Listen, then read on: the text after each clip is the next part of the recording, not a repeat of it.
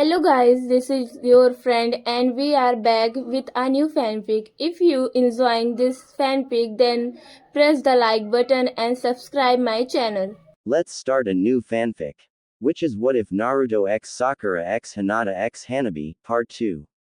And if you enjoy this fanfic then please press the like button and subscribe to my channel for more fanfic like this and comment for next part.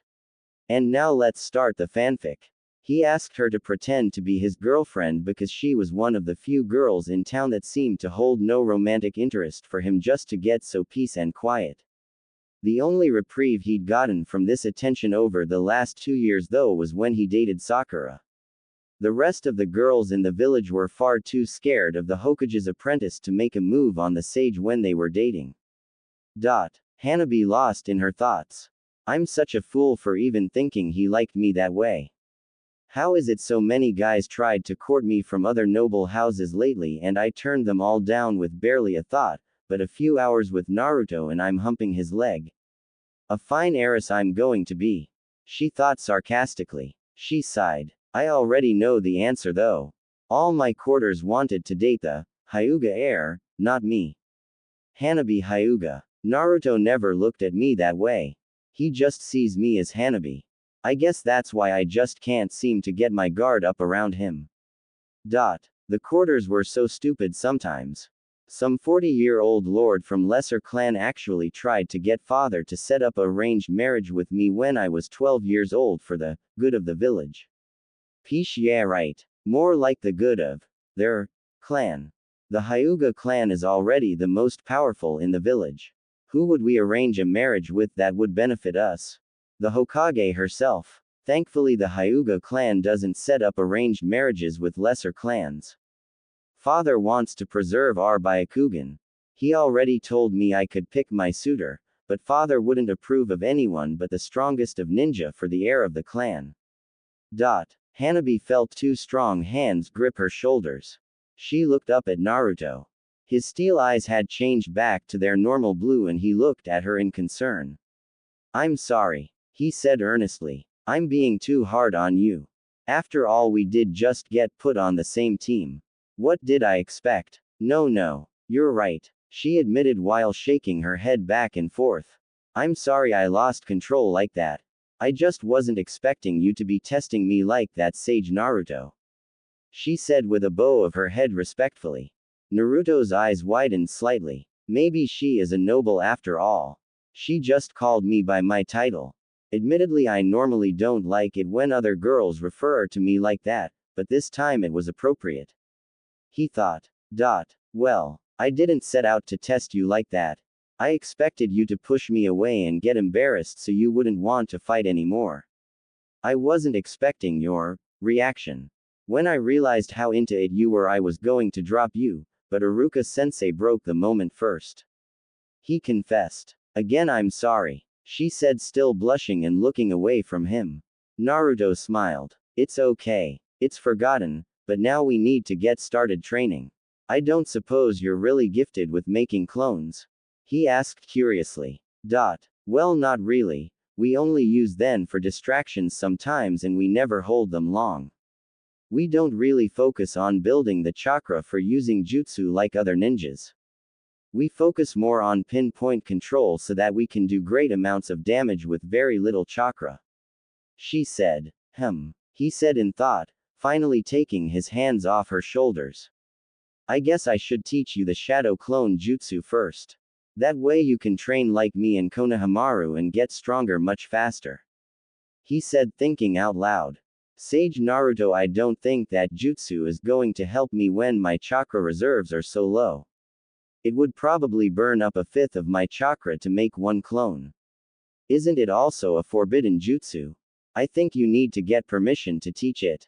She said shyly. Well, it is forbidden, but not for the reasons you might think, and no, I don't need to get permission to teach it. There isn't anyone in the world that knows more about that jutsu than me, but you have to promise me something before I teach it to you. He stated seriously while looking at her. Isn't it just a jutsu to make a clone that has physical form? I see the advantages, but why would I need to promise you something before you teach me it? And what do I need to promise? She asked, eyeing him curiously. He smiled at her. The shadow clone jutsu is forbidden because of its secret. If you learn to use it the way I have and the way a few others have, you can become a lot more powerful in a short period of time, but there is a huge risk. Before I tell you any more, you have to promise me, in a contract, that you will not tell anyone its secret as long as either me or Konohamaru is alive. He said sternly. Hanabi took some time to think. It sure sounds like he's pulling my leg about it being such a powerful jutsu. I mean, what's the big deal? It's just a clone with physical form. Sure, you can make it 2-on-1 in a fight, but it cuts your chakra in half. I know it's a forbidden jutsu, so there has to be a reason for it. If it was just a physical clone, then it wouldn't be forbidden. I think I should speak with my father before signing any contracts, Sage Naruto. I've got my clan to think about too. I can't just go signing any ninja contract that binds me. If I did that too much, then it would be harder to rule the clan when my time comes. She said, slightly disappointed at her predicament. Naruto looked at her for a moment before scratching the back of his head unknowingly. Yeah, guess I didn't think of that, he admitted. He thought for a few moments.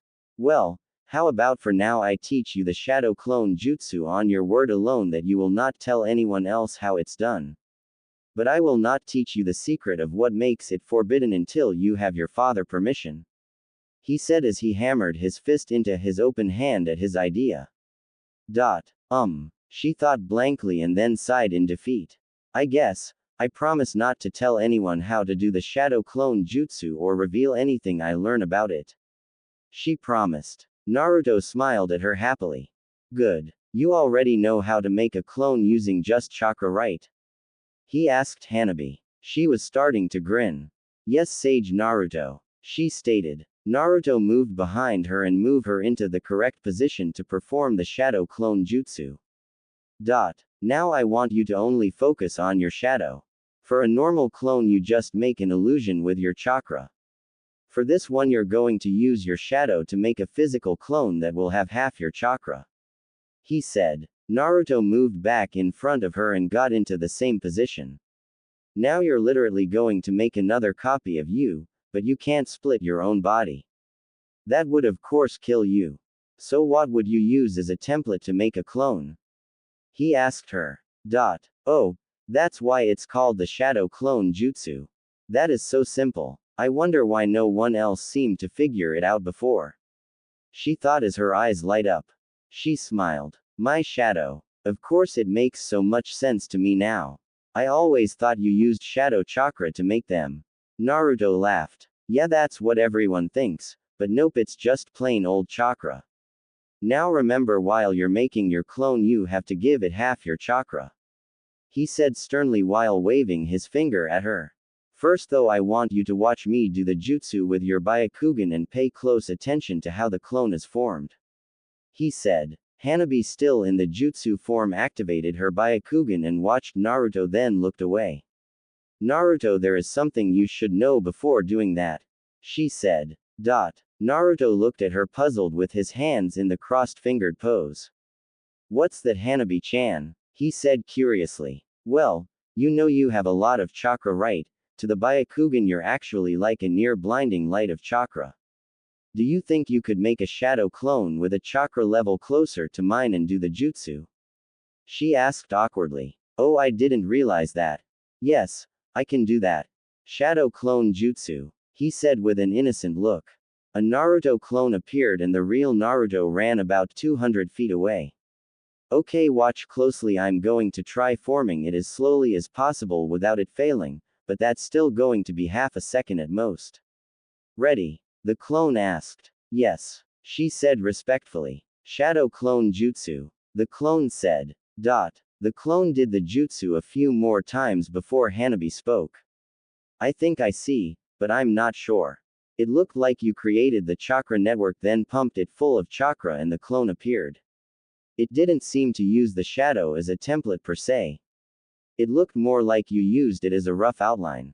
The clone Naruto eyes widened in shock. You saw all that by seeing it just 3 times.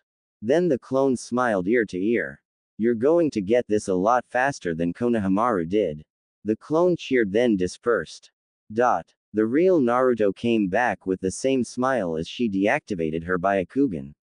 Okay, give it a try, Hanabi-chan. He said. She stood still, concentrating her chakra into her shadow with her hands in the tiger seal before shouting. Shadow clone jutsu. There was a puff of smoke, then nothing. She got flustered. Shadow clone jutsu. There was another puff of smoke and there was a clone there, but it looked nothing like Hanabi. The clone's head was way too narrow, its shoulders were 4 feet wide and its waist 5 inches wide, its hips were about right and its feet were half the size it should be. The result. The clone toppled over backwards and flung its limbs like a turtle on its back. Naruto normally would have been laughing at this point, but Hanabi did something dangerous without knowing. Hanabi was panting on her knees, sweating when Naruto made a single clone and then bolted to her. Hanabi-chan, don't release the jutsu, he said as he reached her and grabbed her in a backwards hug. Naruto, I don't know how much longer I can hold this jutsu, it's eating up the remains of my chakra pretty fast. She said, panting. I know, Hanabi-chan, he said with worry in his voice as he started charging his heartstring with chakra and then pushed it out into Hanabi's heartstring. Within seconds she began to breathe normally and held the clone jutsu with no trouble. Hanabi was tingling all over as the chakra Naruto sent into her was filling her up like a white light. Naruto, from how your heart is pounding on my back, I'm guessing I messed up. She cringed while waiting for Naruto to scold her again. You sure my heart's still there? I could have sworn it leapt out of my chest when you tried to do the shadow clone jutsu with 1/2 the chakra you started with. He said, very worried. No. He began again once he caught his breath. I messed up. He sighed. I should have explained the risk of the jutsu better to you before having you try it. I think Konohamaru has spoiled me as a teacher. He stated as he dragged Hanabi over to a nearby tree and leaned his back against it with her in his arms and her sitting between his legs. Naruto. What do you mean about Konohamaru and how did I mess up the jutsu? Why didn't you want me to release it right away? She asked. Naruto said. Well, first about what you did wrong, it should be obvious. If you transfer half your chakra into a clone that fails, you lose half your chakra, then you did it again, cutting your chakra into 1/4. What I failed to tell you is that until you've mastered the jutsu, you will lose a substantial amount of chakra dispelling it. I can't tell you why until you sign the contract though. He stated as he tightened his hold on to her into a brief hug of relief. I think I really worried him. That hug was too honest and caring to just be a casual hug. I think I almost put myself into chakra exhaustion trying that jutsu 2 times in a row. She thought. As for Konohamaru, you know he's the grandson of the 3rd Hokage, right? Well, he actually started with 3 times more chakra than anyone his age. He was poor at learning to use it, mainly because he kept skipping class. Naruto smiled before continuing. He used to attack his grandfather all the time, intending to off him, not seriously mind you, and become Hokage himself. Everyone used to call him honorable grandson this and honorable grandson that. What he actually was a spoiled brat that no one would discipline, until he smarted off to me and I clocked him over the head. He started stalking me for a while and telling me that I'd better respect him, that he's going to be Hokage someday. I told him something that his sensei Ebisu had been lying to him about. He said. Hanabi curiously asked. And what would that be? He stated. There are no shortcuts to becoming Hokage.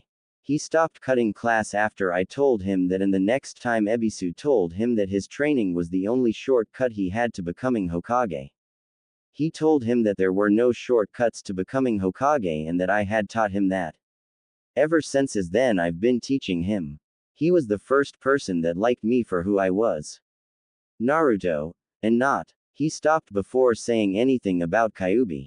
What everyone thought I was. He said a bit sadly. Hanabi was very curious. What did they think you were? She questioned. Naruto gazed at the back of her honey and cherry blossom smelling hair before answering. I'm sorry, Hanabi-chan, you just aren't ready for that answer yet. He stated with sadness in his voice. He started speaking again. I think it's time you released your shadow clone. He said. She released the jutsu with a puff of smoke and suddenly felt a bit more tired than she was before. She then asked, "What was that tingly jutsu you used on me anyway?" Naruto looked at her for a minute. "Oh, that wasn't a jutsu per se. I guess if I'd call it anything, it's a medical jutsu gone wrong," he said with a reserved smile. "Would you care to explain that? I don't exactly get what you're saying," she stated as she leaned back on him. He sighed. "Another secret from my past. Okay, but this is the last one. Only Sakura-chan and the Hokage know about this one, mind you." He took a few deep breaths like he was remembering something painful he hadn't got over yet. "We were fighting two very strong ninjas. While I defeated one of them, the other managed to deal Sakura a mortal wound. I lost control, for the second time in my life, unwillingly. I obliterated him in half the countryside before regaining my senses. When I finally did, I saw Sakura-chan. She was covered in blood from a chest wound no one could hope to survive," he said very sadly. It was then that I realized. All my jutsus were for killing. I didn't have a single one for saving a life. I only had the power to destroy life, not save it. I begged my inner self that had incredible healing power to save her. It told me that I was the only one that could bear its terrible force and actually be healed from it. I didn't care. It seemed hopeless anyway at the time and begged it to at least try. Its power surged from me, healing her insides and burning off the skin on her torso. It sent her into a state of shock. My inner self was right. Even if it healed her insides, the damage would be too great for her to bear. She convulsed violently as her body was dying. I did the only thing I could think of. I tried to mimic her healing technique. I stood over her with my hands on her charred chest, willing her to heal while pour my chakra into her, but it seemed to do no good. The more chakra I poured into her, the less she convulsed. It didn't seem like she was getting better. She seemed to be getting farther into the beyond. I honestly was planning to follow her into to death. That's when she lifted her hand, and started healing herself. She was in unimaginable pain, but she was healing herself. My hands were shaking as she was pouring healing chakra into her wound to save her life, and I was pouring my chakra into her. She had closed the wound just before I blacked out.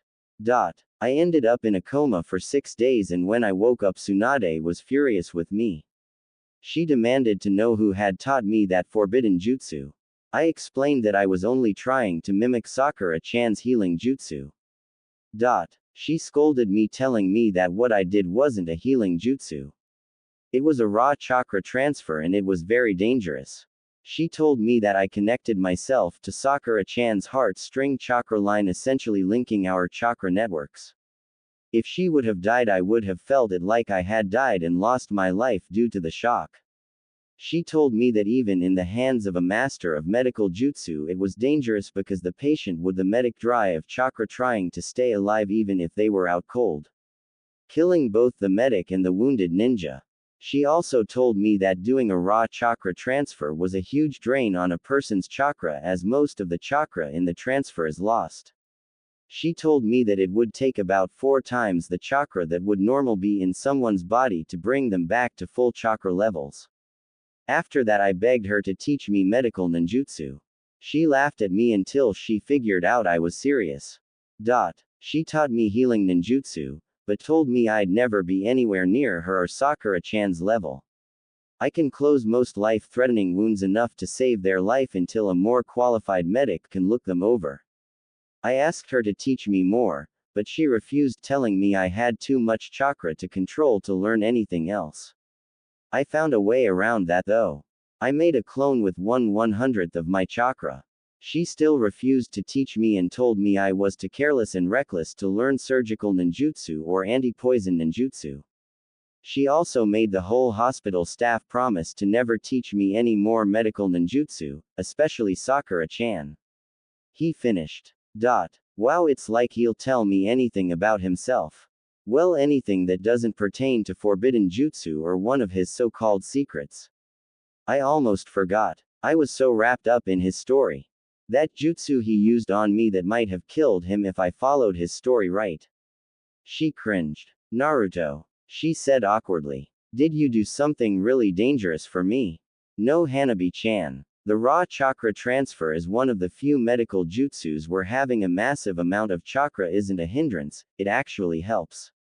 He stated. She let out the breath she had been holding in relief. Good. I'd hate to think what the Hokage would do to me if you got hurt because of me. Hyuga heir or not, I don't think she'd care from what I saw at the restaurant today. I think she'd kill me. She said a bit worried. I don't think so. She probably would have just punched you a few times. Wait, that might kill you. He teased. She gave a worried look over her shoulder at the sage and said, Hey, come on. Don't even joke about that. Naruto laughed. Hanabi suddenly became self-conscious about being in the arms of a man she hardly had known for 3 hours. Hanabi moved off his chest and sat down right in front, eyeing him carefully. She narrowed her eyes at him and asked, Why is it when it comes to me all your jutsus seem to involve snuggling? She continued to eye him. Naruto tilted his head and gave her a thoughtful look. I told you the jutsu question was the last question I was going to answer. He said. She retorted with a grin. But you answered the, did you do anything dangerous? Question. He smiled right back at her. That was just clarification on the first question I was already answering, besides don't you know my Nindo? She rolled her eyes and signed. I don't back down and I never go back on my word. She stated a bit frustrated. His smile returned. Good, then you know we have to get back to training too. First we need to talk about your self-image though. He said. She gave him a questioning look. My self-image? What about it? She asked a bit puzzled. Well, he started. Your clones when you first try this jutsu or any other clone jutsu where you make a physical clone, reveals a lot about the user's self-image. With yours the head was too narrow, meaning you want your face to be narrower. The shoulders were way too big. This is a common mistake for a girl who thinks her S are too small. They tend to make the whole shoulder to stomach area bigger. Need I go on with your waist and feet? I think they are self-explanatory at this point. The only part of you that looked remotely right was your hips. Tell me, Hanabi-chan, who is it that you feel is prettier than you and that you want to look like? He said thoughtfully. Hanabi got visibly nervous at this question. She wrung her hands and her eyes darted from side to side. This was obviously a touchy subject for her. Well, she stammered. It's not so much the question. It wouldn't be a problem at all if it was a girl, but telling a guy. A handsome one at that. My insecurities. It's embarrassing. I'm not that comfortable with him yet. She mentally screamed to herself.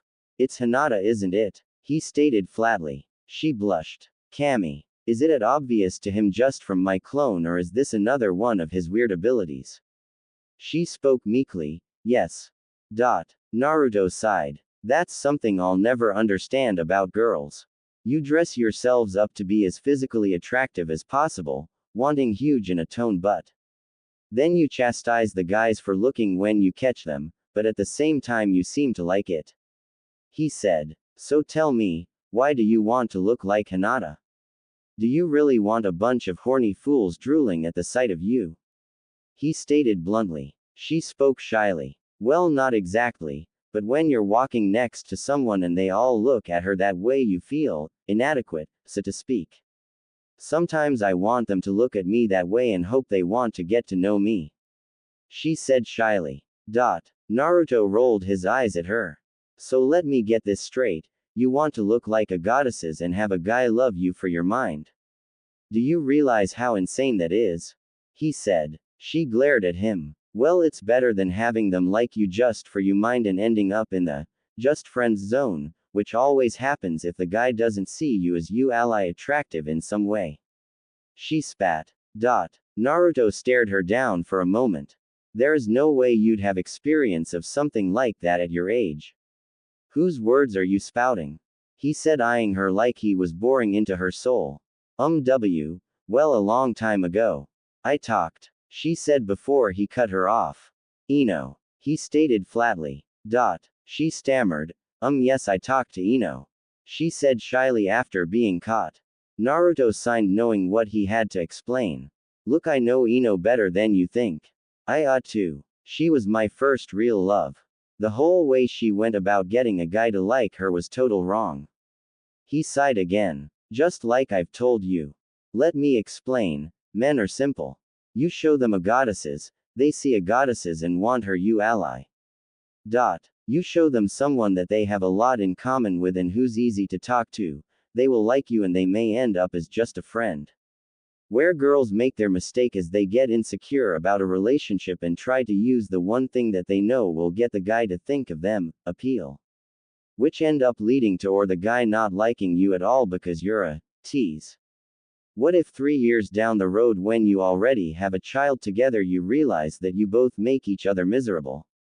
You honestly think he's going to leave you? Of course not, he's not going to abandon his child. Then you have trapped him and you'll realize one day that maybe someone else was perfect for you.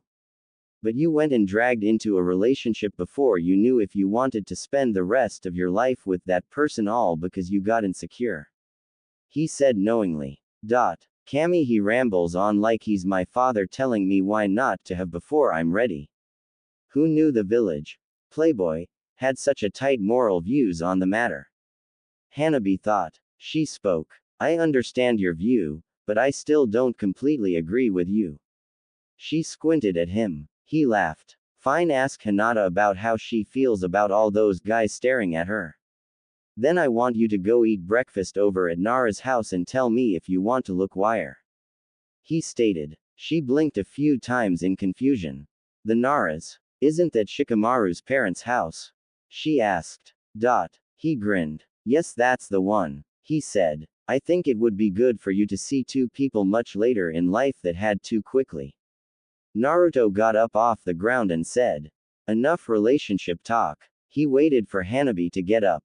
She pushed herself up off the ground knowing he was about to make her try that jutsu again. It's time to get back to training, but before you try again. Naruto walked over to her and placed his hands on her shoulders and looked deep into her eyes. Remember, you beautiful just the way you are. He said slowly. Hanabi blushed dark red at him saying it like that. She got back into the crossed tiger seal and tried again. They spent the next 3 hours with her trying the shadow clone jutsu and Naruto recharging her with chakra.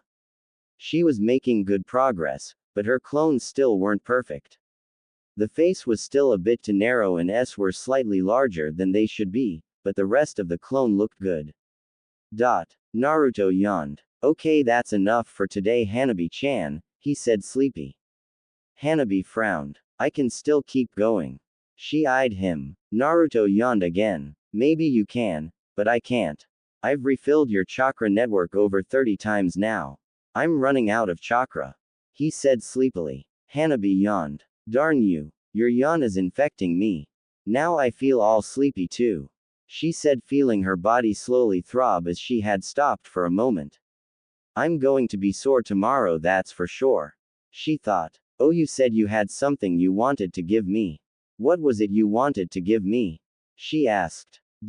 Oh yeah, I forgot to get it from my house because someone decided to stalk me. He teased. Her eyes shot open and her face got flushed. I was not stalking. I was just following you. She said awkwardly. You were following with the intent of not being seen, that's stalking. He said flatly. Hanabi wanted to argue but was too tired.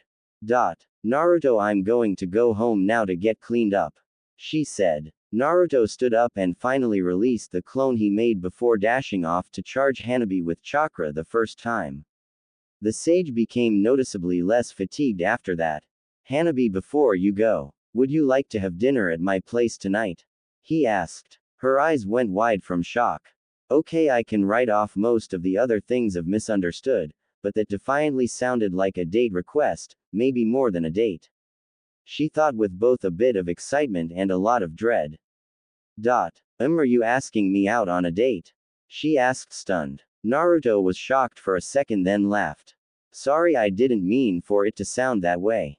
He admitted as he rubbed the back of his neck in slight embarrassment. It's just that I've gotten used to cooking for two because Konohamaru normally comes over for dinner, and I forgot to get that item I wanted to give you.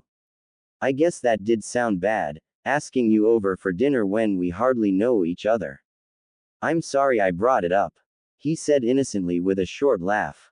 I'll just give it to you tomorrow whenever you show up to train. The sage said and turned to leave. Crap. Don't just stand there.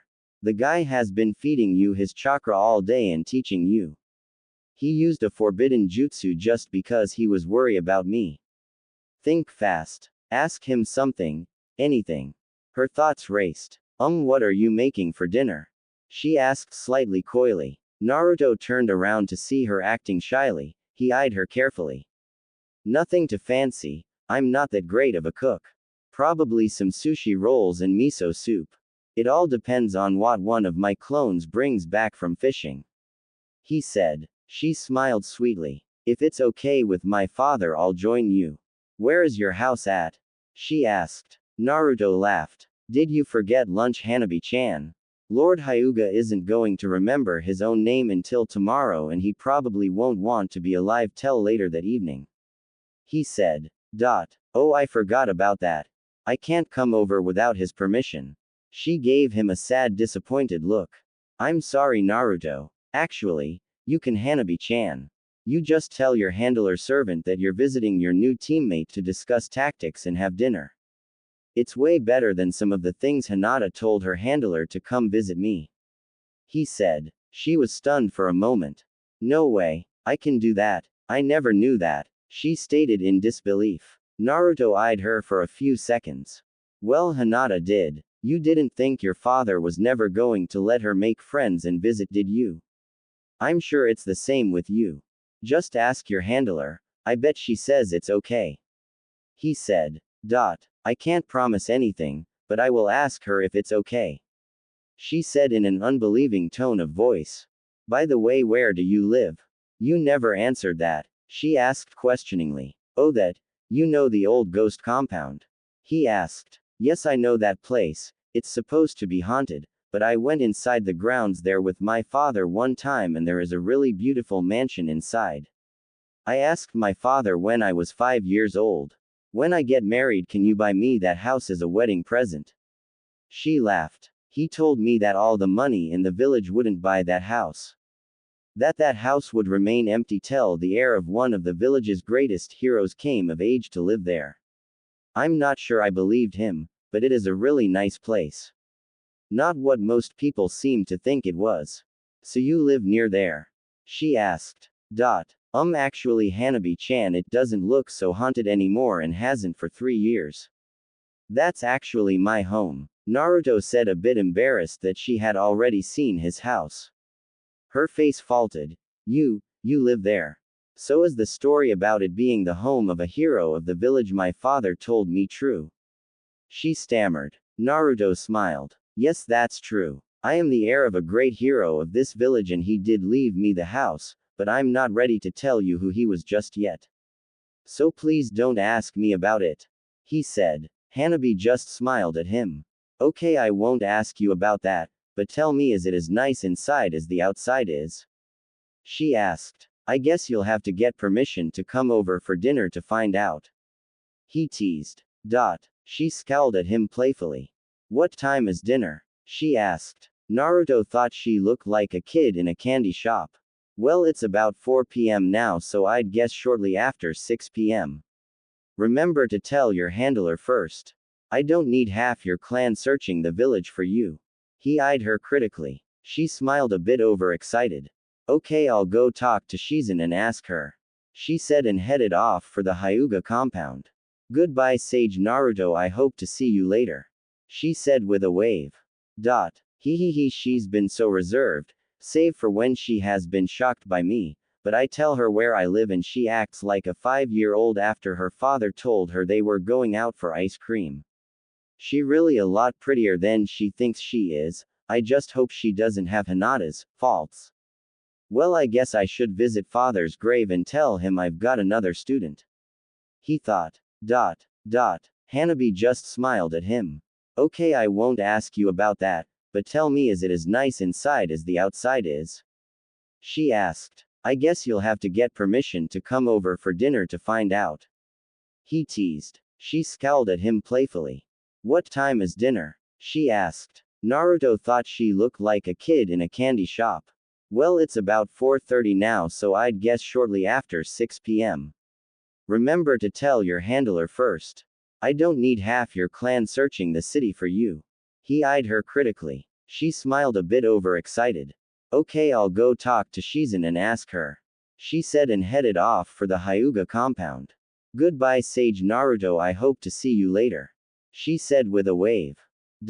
She's been so reserved, save for when she has been shocked by me, but I tell her where I live and she acts like a 5-year-old after her father told her they were going out for ice cream. She really a lot prettier than she thinks she is. I just hope she doesn't have Hinata's faults. Well, I guess I should visit father's grave and tell him I've got another student. He thought. Chapter 4 Heart to Heart. Naruto x Ino. Hanabi raced home as fast as her sore body would carry her.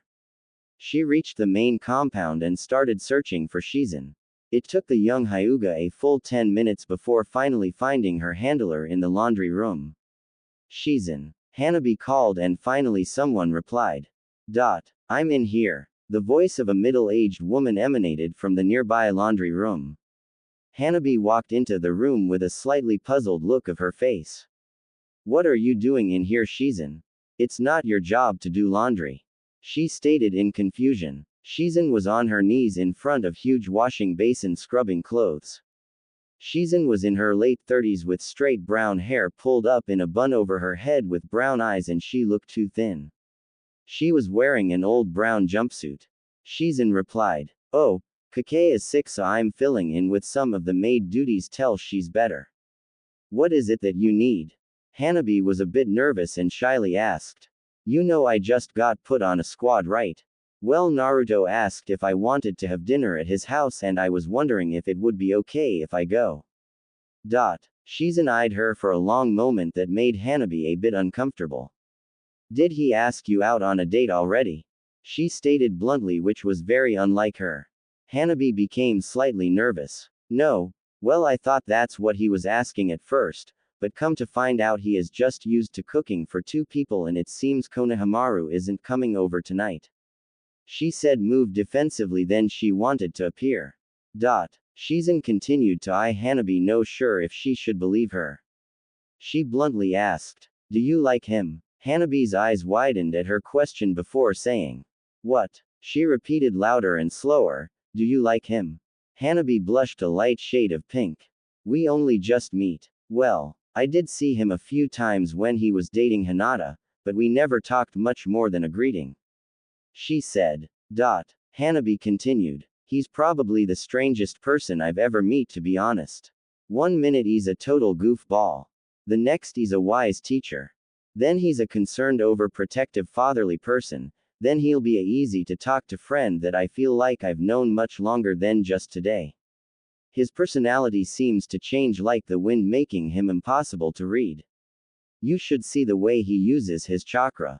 At lunch he made a fan out of chakra so dense it was visible, all because I said it was a little hot in the restaurant. It's like he can invent a jutsu for any task, fighting or mundane. In all honesty, I'd just like to spend some time getting, well, used to him. I keep getting shocked at everything he does. He is just so weird and interesting. She finished. Shizen's scrutinizing gaze softened. Well, you can go. If you can explain these. She said, holding up the underwear Hanabi was wearing earlier that day. They had a sizable stain in them from the sage's seduction. Hanabi blushed such a deep red that her face was almost purple. She stammered. That's not what you think. Erg. She said, frustrated. Shizen gave her a knowing look. Naruto pulled a prank on me for spying on him. She confessed. Shizen eyed her, holding the panties up on the end of her pointer finger.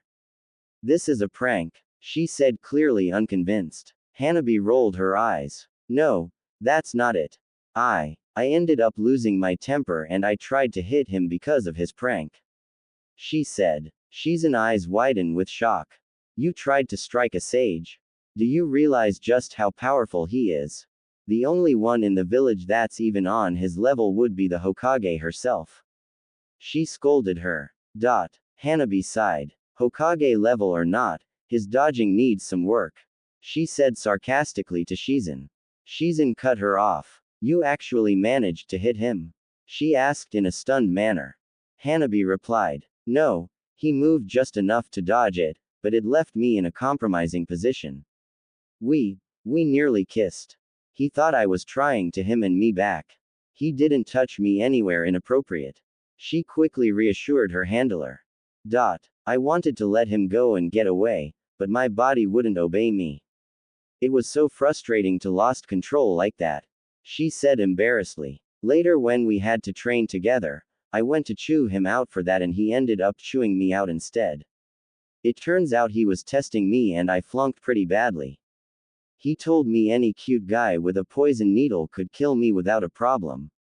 He actually chastised me about like he was my father telling me to wait until I knew when I wanted to spend the rest of my life with a guy, before having. She said as she looked down in shame at herself. Shizen smiled at her. Well, I don't really like the way he tested you, but he is right about that whole waiting thing. I guess you can go, your father's going to be in the hospital tonight anyway. I'm sure you already know why. She said knowingly. Hanabi was dumbfoundedly shocked. No way, I can go, she stated unbelievingly. Shizen just smiled and said. Sure you can. Honestly I feel you're taking your heiress duties too seriously all the time and you never go out and make friends. I've been waiting for you to ask me to go out for quite some time. She confessed. Hanabi was ecstatic. Shizen spoke. One word of the wise. When talking to Naruto, don't bring up his childhood. You wouldn't know this, but he had a harder childhood than you can imagine. It's best not to bring it up until he's ready to talk to you about it. She eyed her with concern. Thank you Shizen, Hanabi said and turned to leave the laundry room. Oh one last thing Hanabi. No below the neck. She yelled playfully at her. Shizan. Hanabi said in offense. She picked up a nearby shirt and threw it at her. Shizen laughed. Naruto made it back to his house and realized that it was a total mess from Sakura demolishing his door that morning. He yawned and made a few shadow clones. Then he headed up to bathroom to get cleaned up. One clone summoned a 3-foot-high twister that he was moving around the room picking up all the pieces from the door. Two of the other clones pulled out another door from a nearby closet and started setting it on the door hinge. The last clone went to the kitchen and started boiling some water and getting the food out to make dinner. When the 3 clones finished cleaning they poofed away. Soon afterwards another Naruto clone came through the door holding a fishing net with some fish in it. The clone went right into the kitchen and dumped the fish into an aquarium near the stove and dissipated into smoke. The cooking clone stopped cutting up vegetables and walked over to the tank to see what he was going to cook tonight. Inside the 5 feet long, 3 feet high tank of water there was 2 small sizes red snappers, a 3-pound catfish and some clams at the bottom. The clone's eyes light up at the last fish in the tank. Cool, a blowfish. I've been wanting another one of these. He said out loud and quickly reached into the tank to retrieve the fish. He took the odd fish and transferred it into the 10-foot-long decorated fish tank in the living room and then went back to cooking. After 15 minutes the real Naruto came back down from his shower wearing just a towel wrapped around his waist. He walked into the kitchen and asked his clone, "What's for dinner?" The clone replied, "A pretty good haul for today. We are having snapper. Oh, and we finally got another blowfish, it's in the tank in the living room." Naruto could dispel his clones and learn everything they knew. But it was a waste of chakra at times and had just taken to talking to them instead until he decided to release the jutsu. Cool. Who knew they were so hard to catch? The real Naruto stated. Hanabi was standing outside Naruto's compound. It was almost exactly like she remembered it. A 6-foot-high cobblestone wall with moss all over it and a heavy oak door that was arched at the top with thick metal braces on it frames the entrance. The wall went all the way around the whole 6-acre compound. The only difference was there was yellow roses were growing all over the arch of the door and all the way down to the ground. Some form of shrubs had been planted in even spaces of about 5 feet apart running the length of the wall. She pushed the lever of the dungeon-like door and it opened easily.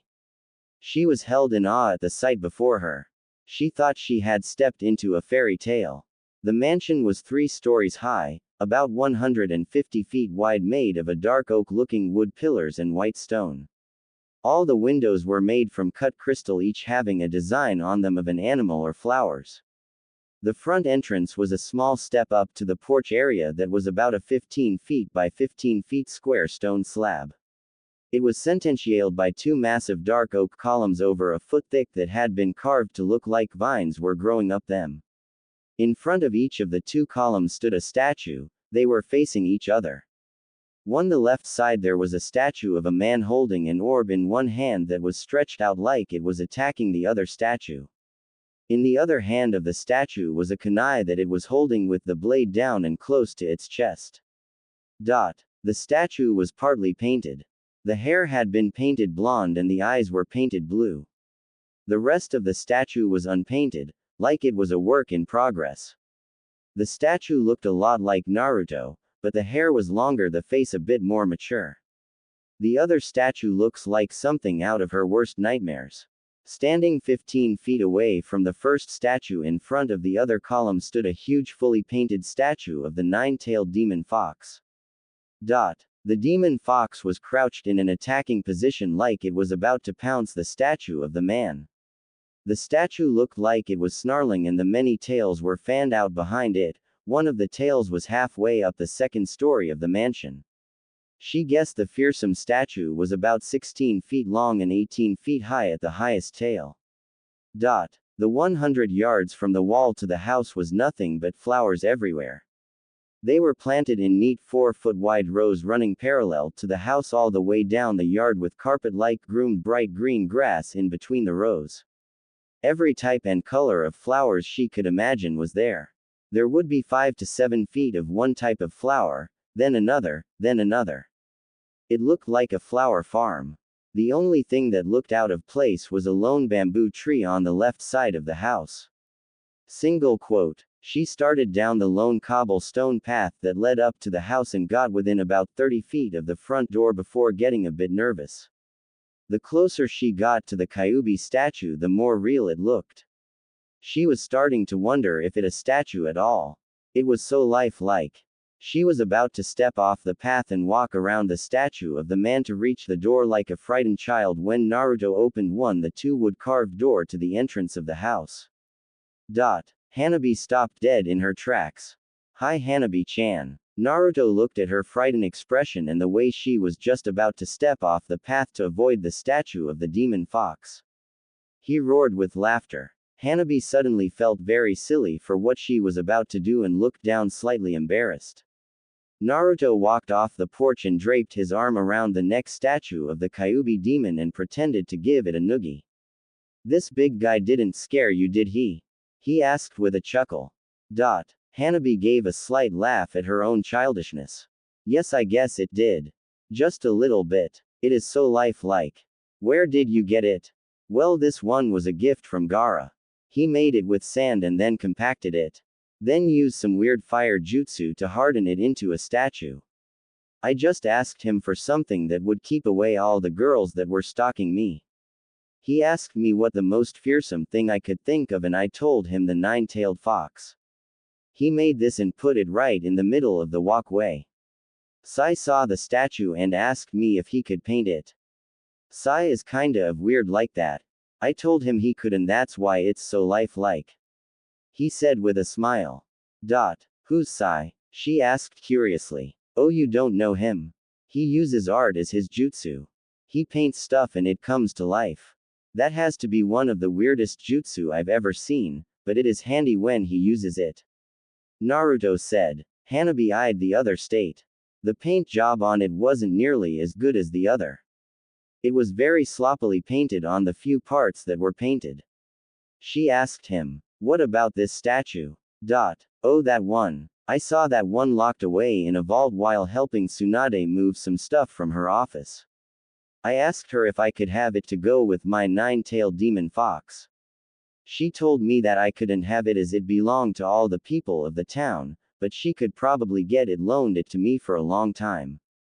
So for my 19th birthday she had the statue delivered to my house and said it was on loan for 50 years. She told me it used to be in one of the parks in town before the fourth Hokage died and was removed after his death because it was making the children that played there sad. It just never got put back out after the town got over the fourth Hokage's death. I didn't like how grand the nine-tailed demon fox's statue looked as it all painted and this one wasn't. So I tried painting it myself." He explained. Naruto laughed as he threw his head back and said, "As you can tell, I'm no good at it. I was thinking of asking Sai to paint this one for me as well." Your home is so flowery. It's not what I expected. Hanabi said honestly and a bit shyly. Naruto said, "Yeah, me either. This place hadn't been lived in for over 16 years when I got the place. As you know, it wouldn't be lived in till the heir of the estate became of age. Even though no one could live here, the hospital grew herbs for medicine and Ino's family grew rare flowers here to keep them safe where no one would mess with them.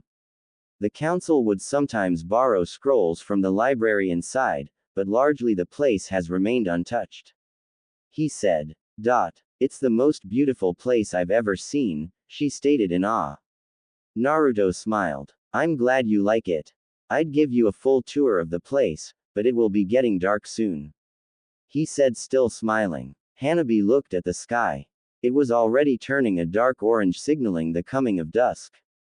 "Come on in, dinner is almost ready," he said, waving her inside the door. Naruto turned around and walked inside. Hanabi walked inside thinking it would be furnished like a palace. To her surprise, it really was. A ninja palace, that is. She took off her shoes at the door and walked around while Naruto headed straight through a 10-foot arch into the nearby kitchen. She came into a 30 feet by 30 feet living area that had white walls and the same dark wood pillars going up the walls. The carpet was a creamy white color and was very shaggy and soft. Soft chairs and sofas were along the walls and the center of the floor was mainly open. There was a messy desk in the southwestern corner of the room with scrolls all over it and a scroll shelf next to it. There was a fireplace in the middle of the western wall with a mantel above it. On the mantel were a bunch of pictures in frames. Hanabi walked other to them. From the left to the right she looked at them. The first was a picture of Iruka-sensei. Next was a picture Squad 7 with Naruto when he was younger scowling at Sasuke, then was a picture Jiraiya with a goofy smile. The next two pictures were slightly bigger than the others. The first bigger picture was a portrait of the fourth Hokage and the second was of his wife Kushina Uzumaki. These pictures looked much older than the rest and were in the center of the mantel. The next picture was of Naruto lying on the ground with Ino straddling him in a field of flower a moment before they kissed. And then was a picture of Naruto holding hands with her blushing sister Hinata outside Ichiraku's ramen. The next picture seemed to be the most recent and was of Naruto kissing Sakura on the cheek at a park. Sakura was smiling and they both seemed very in love in this picture. The last picture almost made Hanabi laugh.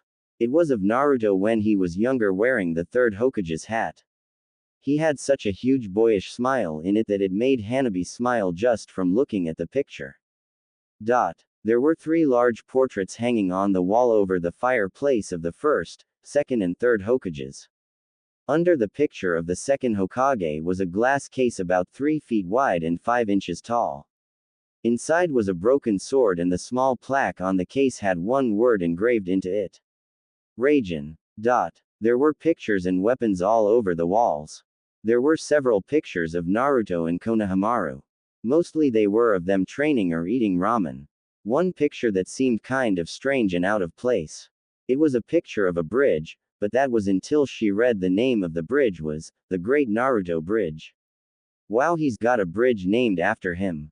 That's kind of cool, she thought. The south wall had a huge 14 feet tall and wide bay window with a 10 feet long 4-foot tall aquarium sitting on it with all kinds of fish in it. She had seen stuff like this before. Her favorite fish to watch was the fish that cleaned the glass, and the one in this tank was huge. It was almost 3 pounds. There must have been over 100 fish in there and plenty of coral and other things in there for them to hide in. Naruto was leaning on the door frame that connected the kitchen to the living room with his arms crossed over his chest, watching Hanabi looking at his fish tank remaining unnoticed. Naruto was wearing a longing, genuine smile of love, like he was remembering a lost memory. Hinata really liked that aquarium too, he said honestly. Hanabi started. She was so intrigued with all the things in the room she had forgotten why she had come in the first place. Hanabi looked over at Naruto from across the room, smiled. It is so pretty in here. It's better than I imagined it would be. It's like being in the Great Museum at the Fire Lord's castle, but not as big, she said, a bit overcome. Naruto had seen the longing look on her face before and knew she was going to want to question him for hours about all the things in the room. Naruto said, Judging by that look on your face, I take it you want to eat dinner in here. She shyly smiled. Naruto walked over to the far corner of the room on the other side of the fireplace and pulled out a small dining table and put it in the middle of the open floor. I'll be back with the food in a minute, he said as he walked back to the kitchen. Hanabi walked over and sat down on her heels in front of the plain light-colored wooden table. Then she just fell onto back and just enjoyed the soft shaggy carpet. A few moments later, Naruto and a clone came back. One held 2 plates of food and the other had 2 cups of tea. They set the table and Naruto sat down at the other side of the table. The clone went back into the kitchen. She got back up off the carpet, a bit disappointed that Naruto hadn't taken longer while she got back to her sitting position in front of the table. Hope you like it. It's nothing special, just some rice and snapper with vegetables.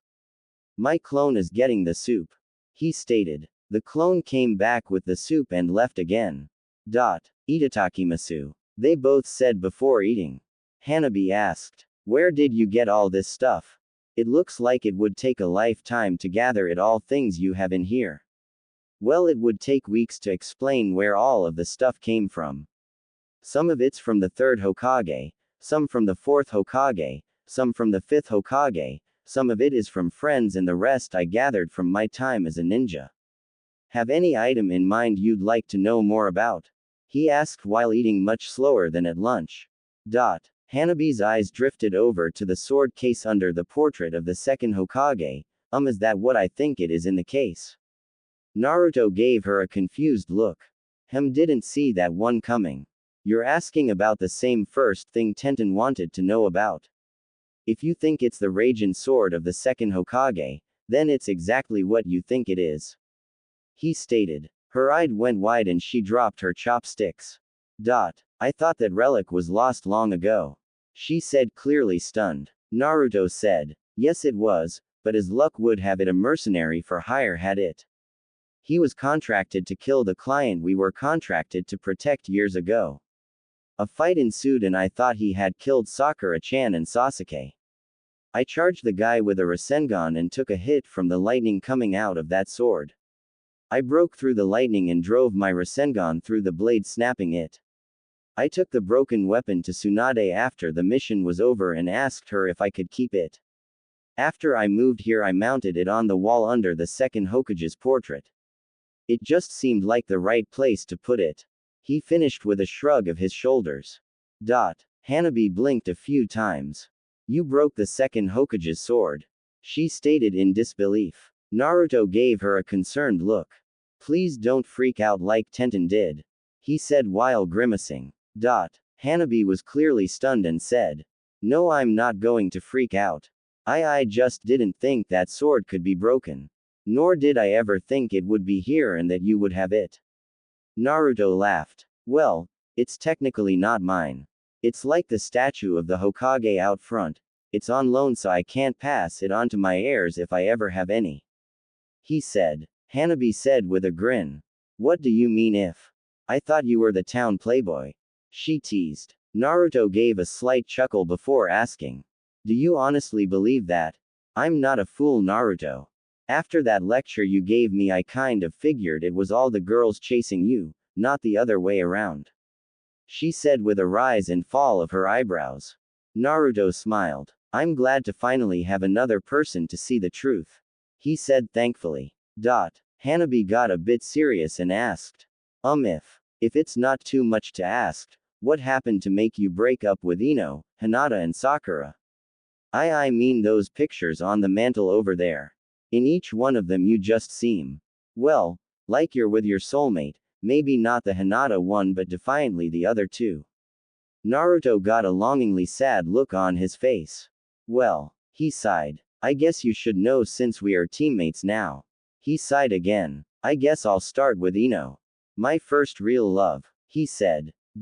Naruto set his gaze at the fish tank across the room and began drawing up long forgotten images from deep within his mind.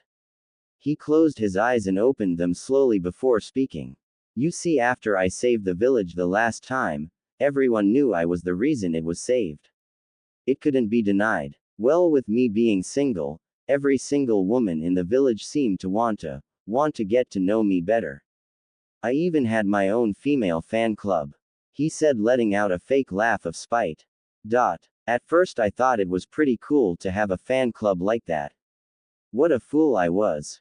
All it meant was 50 young horny girls were organized to make my life a living hell. They wouldn't leave me alone. I didn't have any time to myself. I couldn't train or eat without looking over my shoulder wondering when the next one was going to spot me and try to drag me off to who knows where. One day I was running away from them and I ducked into Ino's flower shop to get away. Flashback. Naruto was very disheveled looking while hiding behind the counter of Ino's flower shop as a mob of 14 girls ran by. Ino looked down at him hiding behind her like a 5-year-old playing hide and seek and laughed. Women problems, Naruto, she stated through her giggles. More like mob problems, he said schizophrenically. Are they gone? He asked a bit frightened. Yeah, they ran right by, she stated as she finally got a good look at Naruto. She had never seen Naruto so haggard. His white sage outfit was dirty and ripped up, his normally bright blue eyes were now a dull gray and were very, very bloodshot. He smelled like he hadn't bathed in a month. Ino's eyes grew worry with concern. Naruto, what a matter with you? You look horrible. How long has it been since you slept or eaten or for that matter bathed? She said the last part holding her nose. I managed to get a few bites of instant ramen Tuesday and I think I got about an hour of sleep Monday. The closest thing to a bath I've gotten was holding my breath underwater hoping to lose them sometime last week. He stated with his bloodshot eyes darting all over the place. She just stared at Naruto. You haven't eaten in 4 days and you have only had 1 hour of sleep in 5 days. What's the Hokage doing about this? She stated shocked and worried. She told me this was something I'd have to deal with on my own. That this wasn't likely to change for a while. He stated a very tired tone as he yawned. If you don't mind, I'm just going to take a nap, he said as he started to lay down on the floor. No. Naruto, I'll help hide you, but you have to take a bath first. It took quite a few slaps in the face for Ino to get Naruto aware enough to get him into the bathtub, but he was so weak and tired that Ino had to undress him herself. It was not like this was new to her, she did this all the time at the hospital as a medic. It was uncommon for her to be at the flower shop anymore. Normally she would have taken peeks at his manhood, but it just didn't feel right at the time. So she did her best to avoid looking at it, but it was hard to miss. She had to stay with him so he didn't fall asleep and drown. She scrubbed him clean and even shampooed his hair 2 times to get the smell out. She drained the tub and forced Naruto to get out and sit on the floor while she went to get some of her father's old cloths. She came back not a minute later and he was asleep on the floor. It took her a good 5 minutes to dress the sleeping Naruto. She did a medical check on him now that she could stand the smell of him. He was so pale and his skin was so warm. Not good, he's running a high fever and he's anemic from lack of food and too much stress. I can't let him sleep until I've gotten some food in him. Otherwise he could slip into a coma. I can put an IV into him to rehydrate his body after he's sleeping. She thought worriedly about Naruto. It took her a good 2 minutes of slapping him to get him awake enough to feed him some leftovers from the fridge, and then she put him to bed in her room. She then left and used a jutsu to seal the house like what she normal did at night, but used a lot more chakra to make it stronger. She then went straight to the Hokage. She reached the door and was stopped by the Anbu guard. Please tell the Hokage that there is someone that needs her medical attention right away. She said, not wanting to say Naruto's name in case one of those girls was nearby. The Anbu went inside and the Hokage came out a moment later. Okay, who's the patent and what are their conditions? Tsunade asked. All business. Not here, just trust me and follow please. Ino leapt away heading back to her house. They reached the front door in a few minutes and Ino unsealed it. She led the Hokage to her bedroom where Naruto was sleeping in her futon. Tsunade was stunned at the way Naruto's face was so white and thin. She quickly checked him out. You're right, he is anemic and he's running a high fever. We need to get him to the hospital for a blood transfusion to make sure he doesn't slip into a coma. She said worriedly. Naruto woke up a day later in a hospital bed guarded by Anbu. One of them went to get Ino, who was working at the hospital at the time. Ino came in wearing her white medic uniform. How do you feel, Naruto? She asked lightly. Like I just woke up from a nightmare. He admitted sleepily while rubbing his head. Well, it's over now. The Hokage took care of your little fan club problem. It seems 2 of them were chakra sensory ninjas and you didn't have a chance to hide from them. The Hokage has thrown them in jail and the others are way too afraid of the Hokage to even come near you. She stated with a smile. I didn't want anyone to go to jail. I just wanted to get some sleep and eat something at the very least. He said sadly. No, I'm afraid you're wrong there, Naruto. What those 2 ninjas did was a gross misuse of their powers against another leaf ninja. They deserve the 3 months they were sentenced to. She stated a bit more serious. Naruto blinked a few times and held out his hand trying to focus his eyes. You know, Ino, I never said this before, but you're an angel for taking care of me. He said, truly very thankfully. Ino gave him a friendly smile while filling out a medical chart. Actually, you have, for the last 8 hours in your sleep. You just kept saying stuff like that. I made it hard to check up on you at first until I got used to it. She said honestly. Anyway, the Hokage will be here soon and Forehead will probably be by in a few hours during her shift. She was really worried about you. She just got back from her 2-week trip. Needless to say, the Hokage didn't tell her what happened. You know she'd fly off the handle. Ino said as she sat the medical charts on the table next to the bed and felt his forehead. No fever, that's a good sign. You hungry? It's a bit cold as I got it for you about 6 hours ago, but. Ino pulled out an Ichiraku ramen to-go cup of noodles. The Naruto snatched it faster than Ino thought was humanly possible and inhaled it in a matter of seconds. Well, I'd like to say I'm surprised, but you talked about ramen in your sleep too. She said, then giggled. 30 minutes later, the Hokage showed up. Hey brat, how are you feeling after getting your butt whooped by a bunch of girls? She smiled and Naruto knew it was fake and that she actually felt really bad about what happened. I'm a little lightheaded and a bit weak, but otherwise I'm okay. He said, looking at her while sitting up in the bed. Okay, let's hear it. How did they get you into this state? You didn't have a problem for the first 2 months. How did they run you this ragged? The Hokage asked. Well, they ambushed me after a really long training session when I overdid it and nearly ran myself out of chakra. Without my chakra, I could only run from them. No matter where I went, they seemed to find me. So I kept running and running until I ran into Ino at the flower shop. It gets a bit fuzzy from there.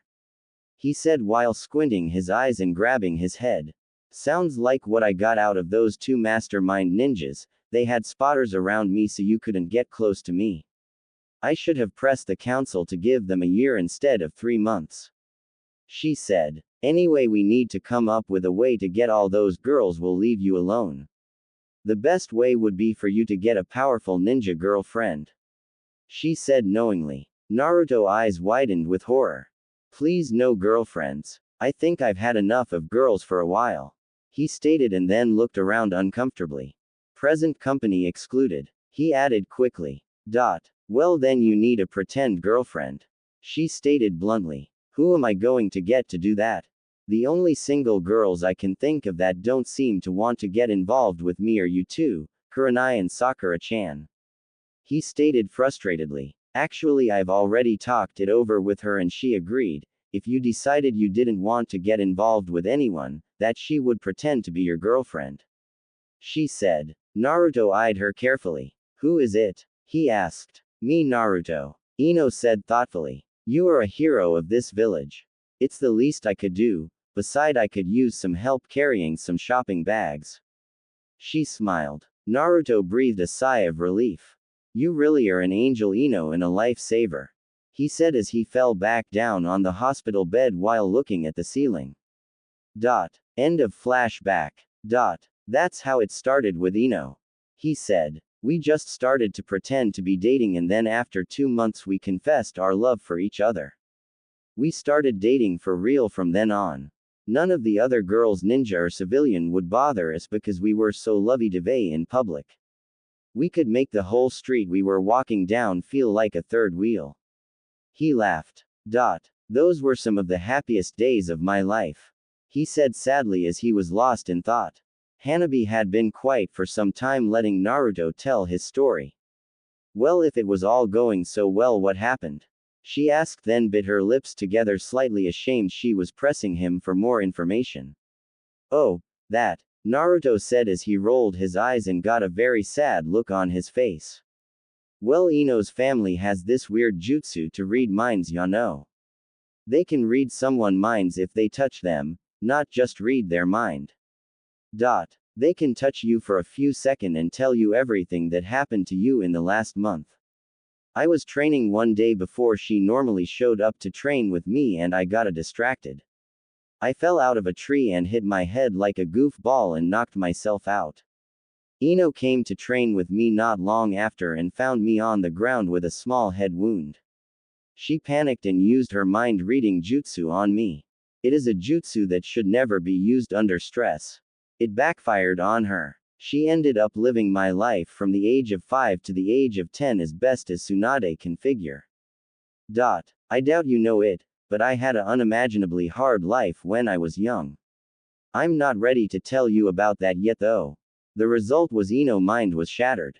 Tsunade told me to stay away from her, but I wouldn't listen. I came to see her when no one was guarding her room. When I saw her sleeping in the hospital room, I came up to her and kissed her and said, I love you, my angel. Her eyes popped open like I had stabbed her. She started screaming for the nightmares to go away and that she never wanted to see my face or the villagers again.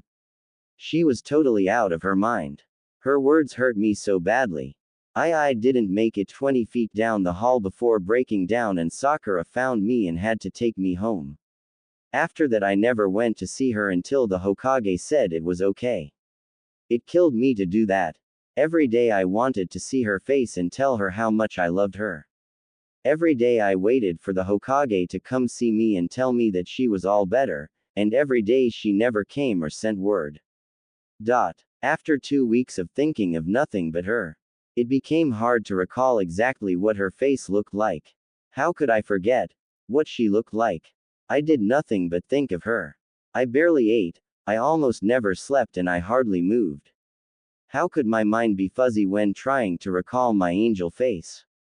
I got my photo album out and had to constantly keep looking at her pictures to remember her face. Each time I reminded myself of her face with the pictures, I had to look at it sooner the next time to remember it again. Naruto sighed long and deep. He pulled his knees to his chest and wrapped his arms around them. He took a few uneasy ragged breaths and stared at the floor near him. I was sinking from depression into madness. I took all the negatives I had of my pictures of my angel Ino and went to the photo shop. I got hundreds of each one made and posted them up all over my bedroom. Everywhere I looked was Ino, the floor, the bed, the ceiling, and across every inch of every wall of my bedroom all I could see was my angel Ino. I don't know how long I spent in that room after putting the pictures up, but it felt like a lifetime. All I do know is Tsunade found me and admitted me to the hospital's psychiatric ward. I heard the medic tell Tsunade I was close to insanity and had clinical depression. I spent a month in the hospital getting treatment not unlike Ino. The Hokage told me if I really loved her, to let her go and move on, but I couldn't just let her go so easily. I waited while she underwent treatment. He said as tears formed at the rims of his eyes. After 3 months of not being able to see her, the Hokage told me I could go into the same room as her, but I couldn't speak or move.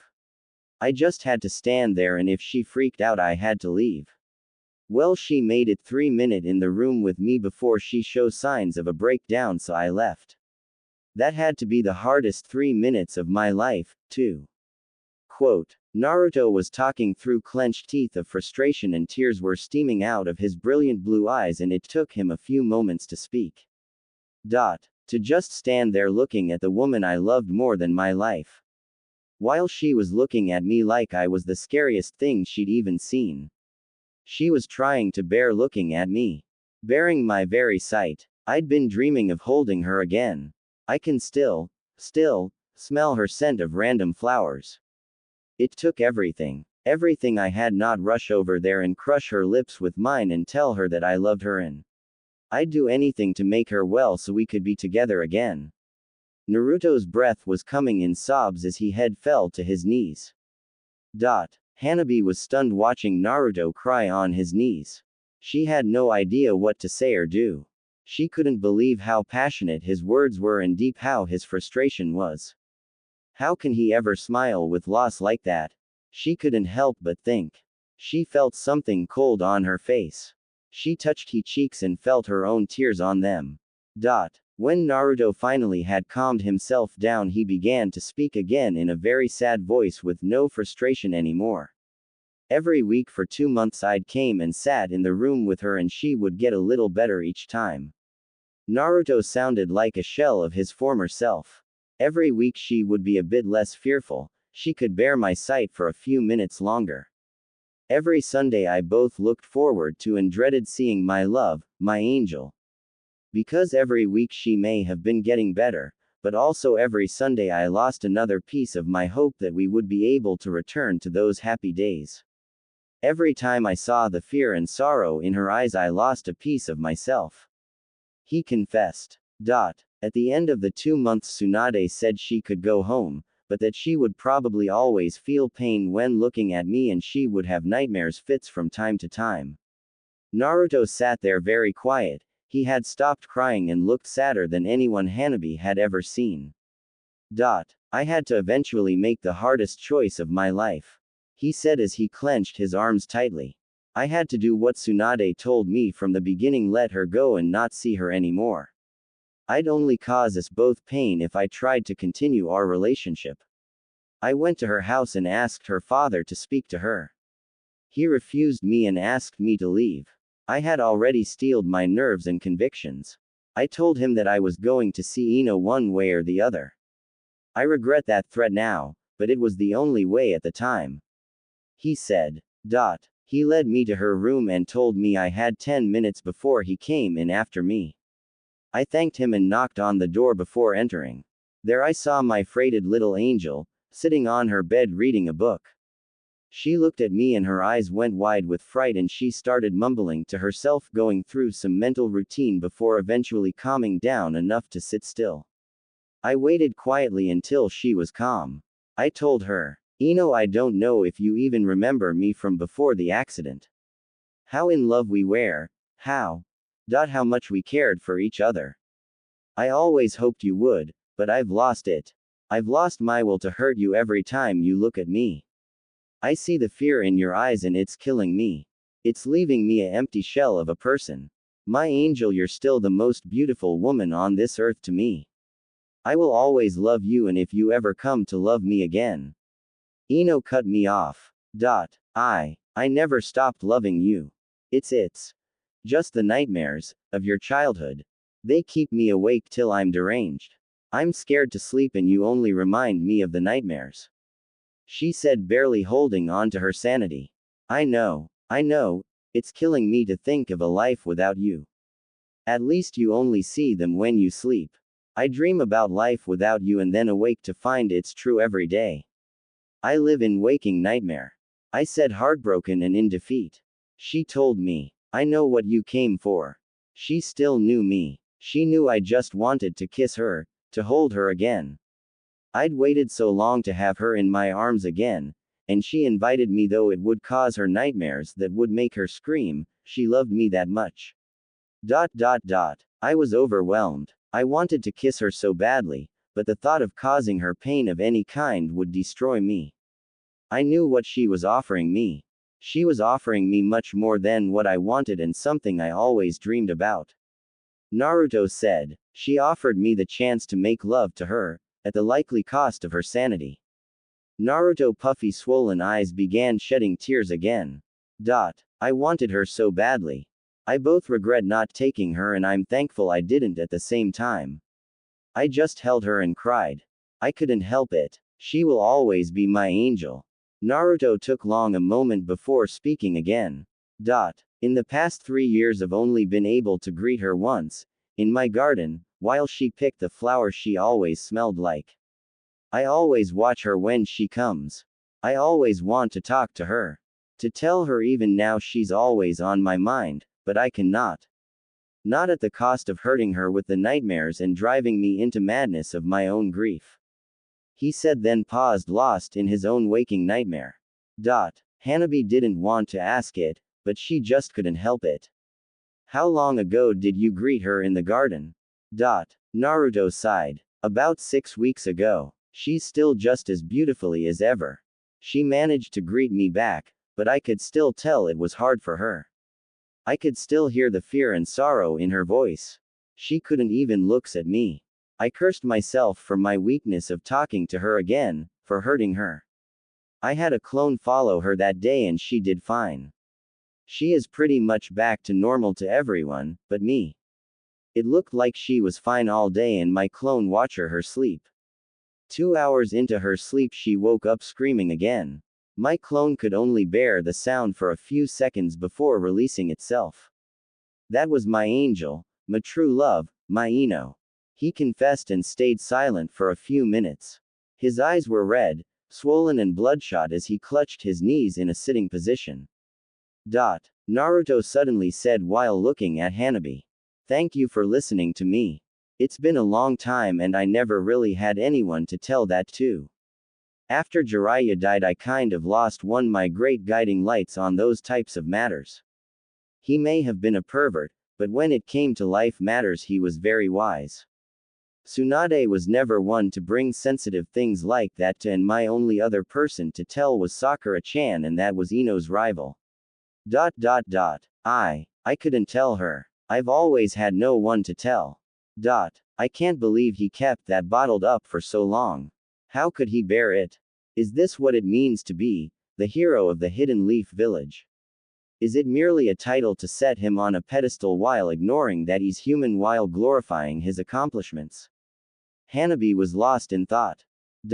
I guess I should move on to how I ended up dating your sister if you think you can handle it. Naruto finally looked at her for the first time since he started speaking about Ino and not through her. Hanabi spoke honestly. I don't think I want to know if it's as tragic as your Ino story. She barely managed to say. Naruto gave her a weak smile. No, it's nowhere near as bad as my Ino story. That was my angel, my true love, my Ino. He confessed and stayed silent for a few minutes. His eyes were red, swollen and bloodshot. Naruto suddenly said while looking at Hanabi. Thank you for listening to me. It's been a long time and I never really had anyone to tell that to. After Jiraiya died, I kind of lost one my great guiding lights on those types of matters. He may have been a pervert, but when it came to life matters, he was very wise. Tsunade was never one to bring sensitive things like that to, and my only other person to tell was Sakura-chan, and that was Ino's rival. I couldn't tell her. I've always had no one to tell. I can't believe he kept that bottled up for so long. How could he bear it? Is this what it means to be the hero of the Hidden Leaf Village? Is it merely a title to set him on a pedestal while ignoring that he's human and glorifying his accomplishments? Hanabi was lost in thought. I guess I should move on to how I ended up dating your sister if you think you can handle it. Naruto finally looked at her for the first time since he started speaking about Ino and not through her. Hanabi spoke honestly. I don't think I want to know if it's as tragic as your Ino story. She barely managed to say. Naruto gave her a weak smile. No, it's nowhere near as bad as my Ino story. Chapter 5 Heart to Heart. Naruto x Hinata. Naruto again began summoning up long-lost memories. Where to start? I guess I'll start 6 weeks after my talk with Ino in her bedroom. He said. I still wasn't getting out much and Tsunade had deemed me unfit for missions because of my despair for Ino, but I was trying to get better. I was trying not to close myself off from the world again. I forced myself to go out and socialize at least twice a week.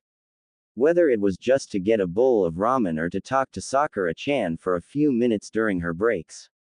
Just something, anything to take my mind off of Ino. One day I decided to sit on a bench just inside the main gate and watch people go by, just to get out of the house. Naruto said. I was mindless watching the people around me, not really focusing on anyone, when the most unexpected person sat down next to me. Naruto said. Flashback. Hello Naruto. Yamanaka Inoichi said as he sat down beside him. Hey. Naruto said, not really paying attention. Inoichi got a bit irate with his response and got right up to his ear and yelled loudly. Hey Naruto. Naruto jumped and finally looked over at Ino's father. After his initial shock had calmed down, he wanted to ask about Ino, but he knew that was a bad idea for his mental state. Oh, hello Mr. Yamanaka. He stated sadly as he looked over at him. How are you holding up? You still don't look much different than when you left my house over a month ago. He stated, a bit worried, which was very unusual for him. Well, I'm trying. He said honestly, trying to put up a meek smile. I keep going out so I don't wall myself back into my own mind again. Every day I hope the hurt will lessen, and every day it feels the same. My friends keep telling me things like, you have to get over her, or, time heals all wounds. It's just not working though. I don't know what to do or believe anymore. He said in a lost manner as he looked back at the ground. Inoichi rubbed his chin before looking at Naruto and said, well, do you want my take on love? I've lived close to 30 lifetimes through my mind reading jutsu. I might be able to help you with your problem. Naruto said, sure, I'll take any advice I can get at this point. He slumped his shoulders.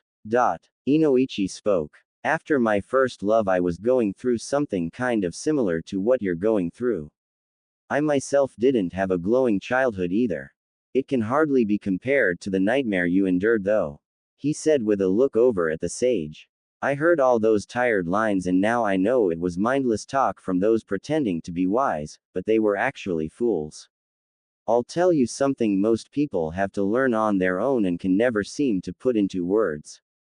I heard those lines, you have to get over her. I was like, gee thanks, tell me something I don't know.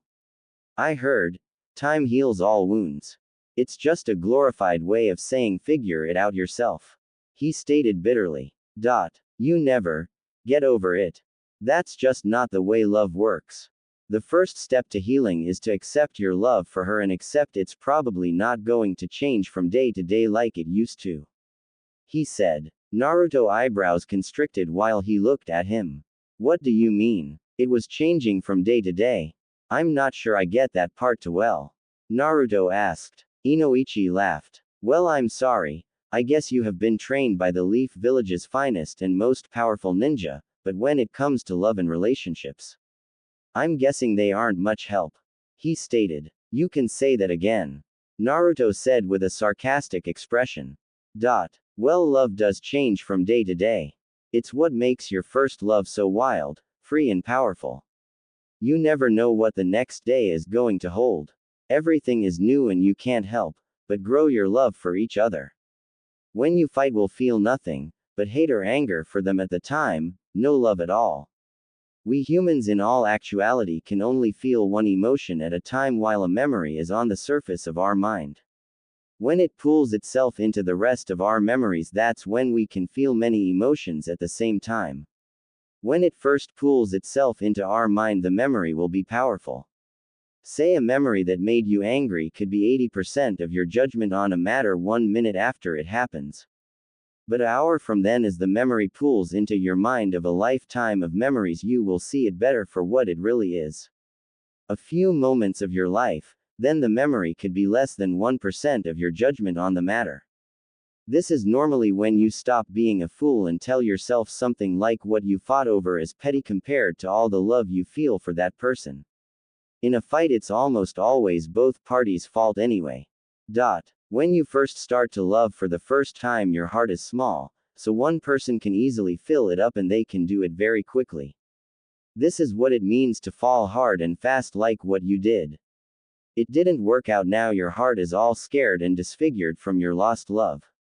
You have to accept the fact that your love for Ino is never going to change, either day to day change or as a whole. In short, you're going to love her forever. Naruto had been hanging on every word he said until he said that. Naruto sighed. So you mean to tell me I'll never get better? He asked hopelessly. Inoichi smiled. No, you just have to know how to get over it, as the old saying goes. He said. Naruto eyed him confused. Okay, how do I do it? I thought you of all people would know this, Naruto. You're already a master at it when it comes to your friends. Even if they start out as your enemies. You grow your heart bigger so you can let others in. He stated. End of flashback. I never expected Mr. Inoichi to be so wise. I finally had the answer to getting better. I started training in earnest again. I stopped spending so much time at home, and after 2 weeks I found I could smile again. I started eating at my favorite ramen stand again with Iruka sensei. I'd visit Sakura-chan at work more often. Sometimes I would get down about Ino, but now that I had my answer on how love worked, time really was healing my wound because I was growing my heart bigger. Naruto said with a smile. 3 months later, Tsunade deemed me fit for missions again, but she wanted to start me out slow. She gave me a few C missions that were borderline D missions. I mostly just filled in for Genin squad spaces if one of their teammates was injured. We mostly got easy escort missions or deliver a letter type of missions. The younger Genins I worked with further helped me to move on. Most of them were so inquisitive about me.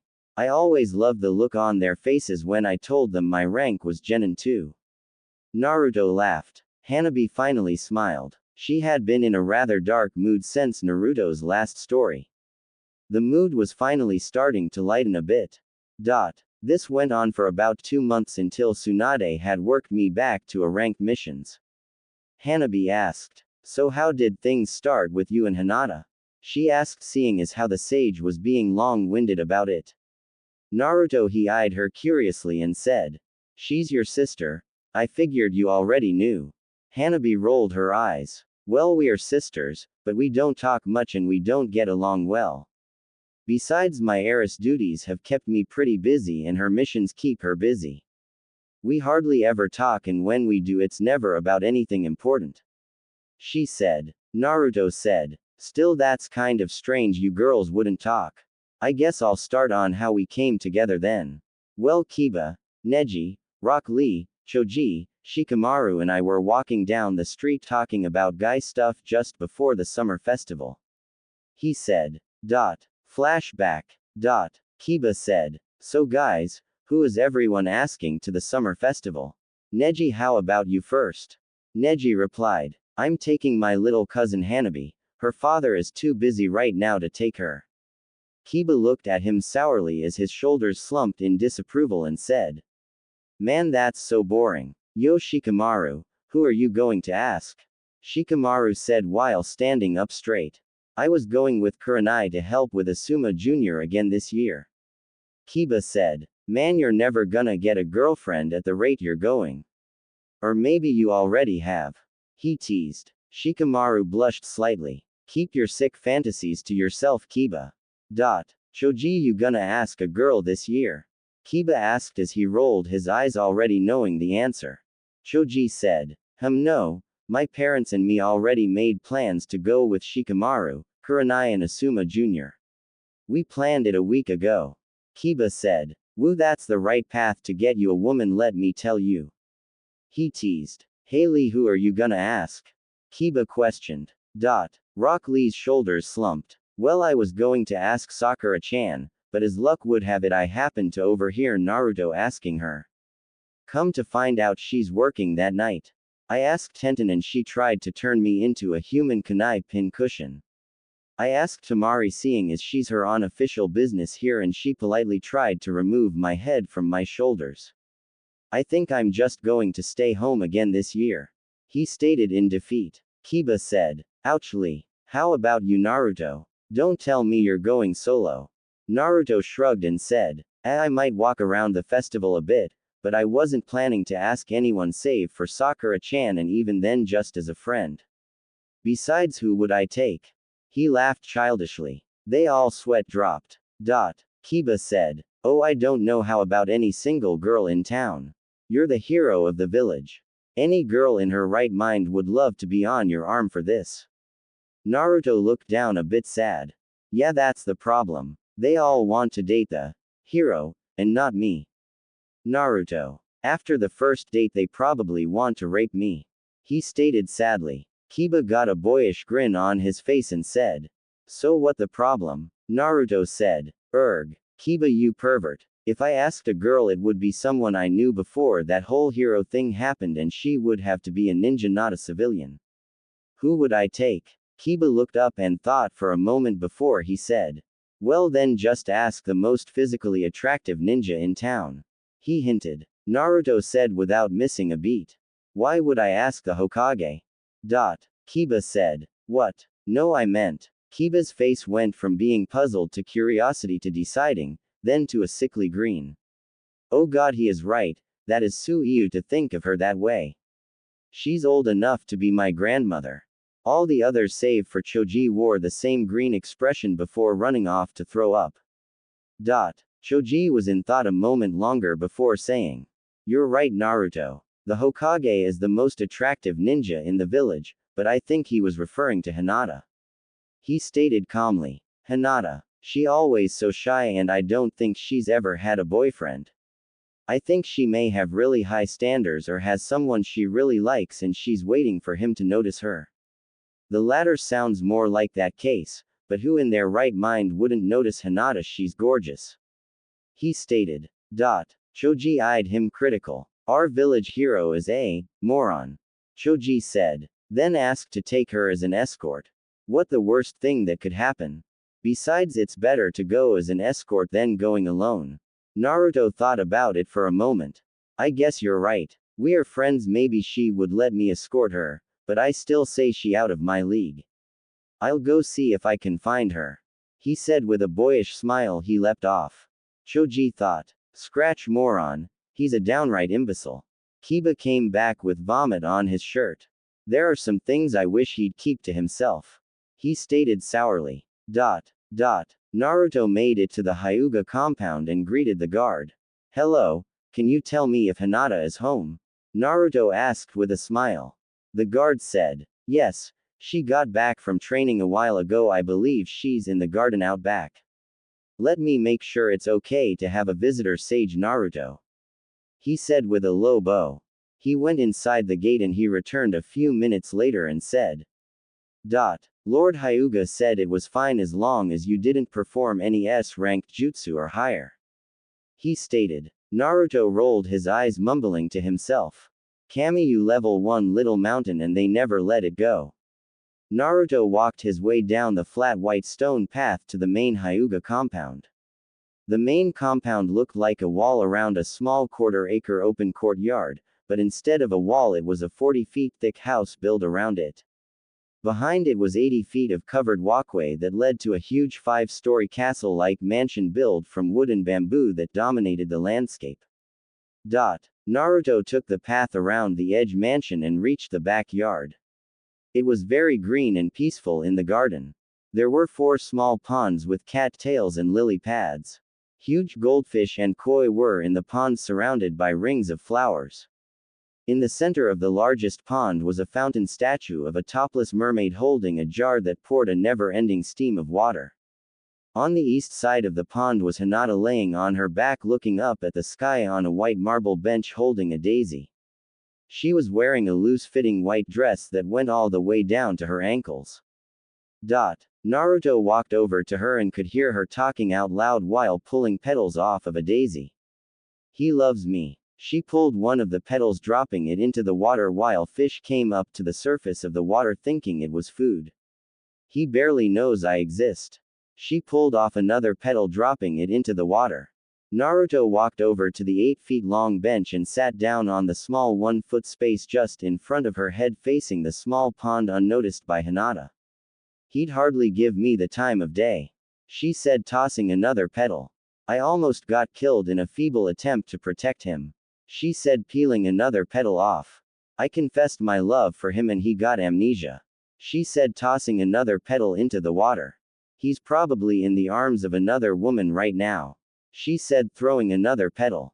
Naruto leaned over her so his face was looking at hers upside down on the bench and said, Hinata-chan. She glanced at him for a second and went back to her flower. Naruto said, Hinata-chan. I'm seeing waking delusions of him trying to talk to me again. She said, ripping another petal off and dropping it. Naruto tried again. Hinata-chan. Hinata gritted her teeth while pulling another petal off. My delusions are getting annoying. Naruto was losing his nerve. What did I do? She's never acted this way before. I can't believe it's not her. I'd know her chakra anywhere. Naruto was total confused. Hinata-chan, did I do something wrong? I only came here to invite you to the festival. I thought I could be your escort. Hinata sighed and set daisy with almost no petals on it in between her and folded her hands on her stomach. Yeah, like I'd ever go the festival with you. Like the real Naruto would ever ask me. She stated sarcastically. Naruto blinked a few times. But I am asking you. Hinata, are you feeling okay? He said, then he put his hand on her forehead. Oh Kami. That feels like a real hand on my head. Could that really be Naruto? She panicked. Naruto looked up in confusion and said, You don't feel warm. Naruto reached down and picked up the daisy from in between her cleavage. Naruto spoke. 1, if the guy wouldn't give you the time of day, he's a jerk. He said, pulling off a petal and fing it off into the pond. 2, if he could forget you so easily, then he's not worth the effort. He said, fing another petal across the pond. 3, if he can't see that you're one of the most beautiful girls he's ever laid eyes upon. He's a moron. Naruto said as he pulled the last petal off the daisy and placed it in the center of her forehead. He then placed the empty stem of the flower back in the center of her cleavage.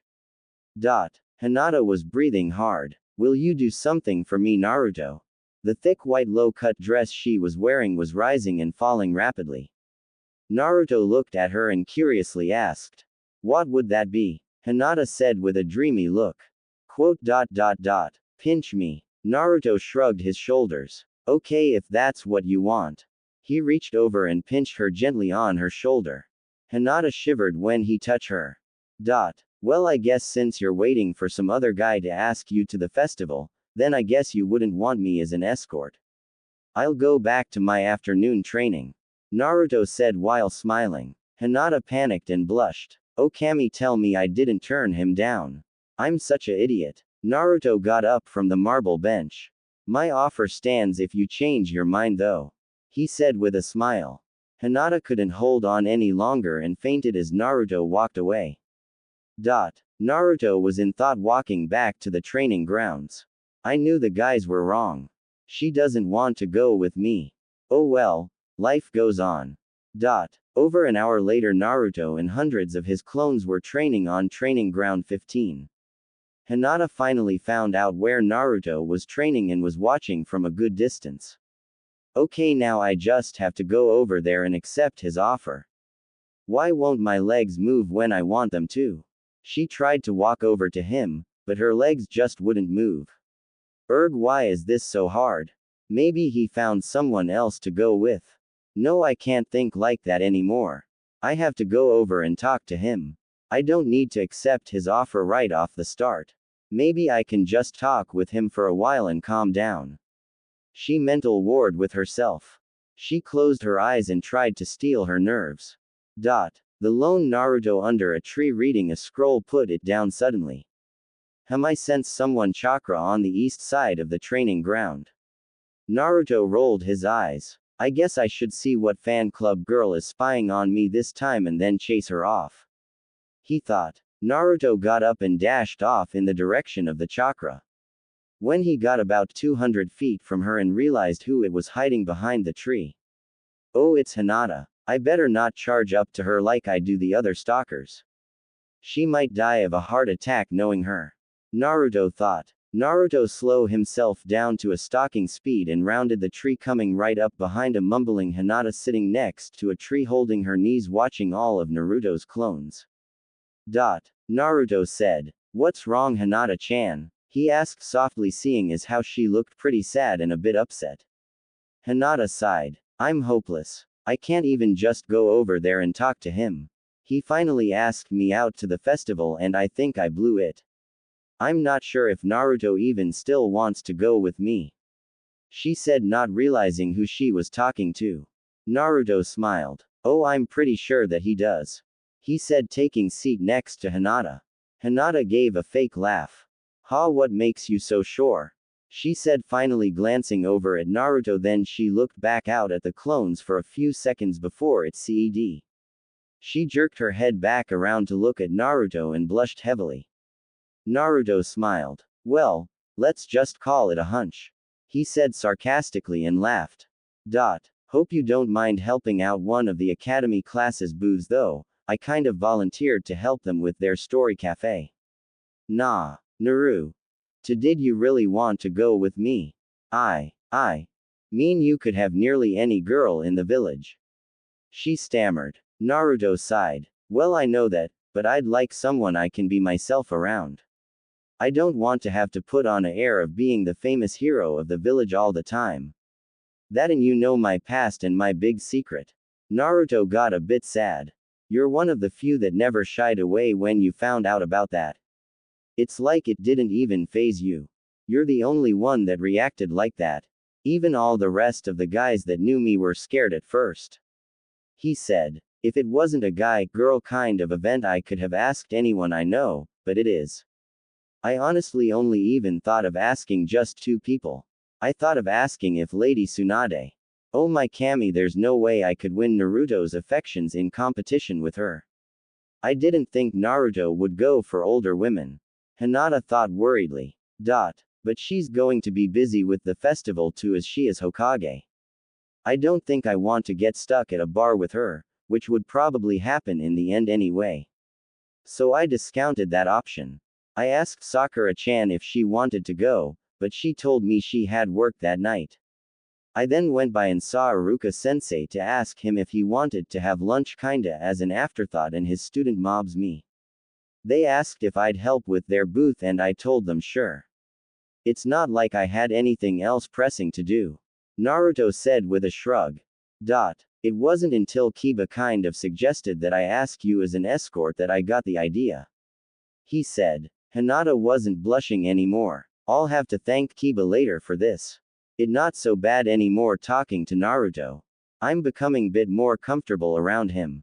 She thought. Hinata said. I never thought you'd ask me, even as an escort. Naruto laughed. Well, I never thought you'd want to go with me as pretty as you are. He stated. What time should I pick you up? I guess around 6 would be okay. she said while smiling shyly. Naruto had on his best sage uniform. By best it meant it was clean and wasn't ripped up. He looked just like always, but instead of the leaf ninja headband he was wearing his sage headband. Naruto was at the gate to the Hyuga compound talking to the guard. "Hello, I'm here to pick up Hinata for the festival," he said with a smile. "Right this way, Sage Naruto." The guard led him up to the 5-story mansion entrance and opened the door. Naruto thanked him and stepped inside to a small waiting area. "Hello, great sage. I'm Minaski, the butler of this estate. I regret to inform you Lady Hinata isn't ready just yet. If you would please have a seat inside the main hall, she will be with you shortly." He gestured the door behind him. "Thank you, Minaski," Naruto said and went into the main hall and took a seat on a white couch. The room had a lot of chairs and sofas in it. In the far left corner was a grand piano and a lot of other stringed instruments on stands. The theme of the room seemed to be light-colored oak and white. Naruto waited in silence for a good 5 minutes until Lord Hyuga himself came out of a nearby door and took a seat in a nearby chair.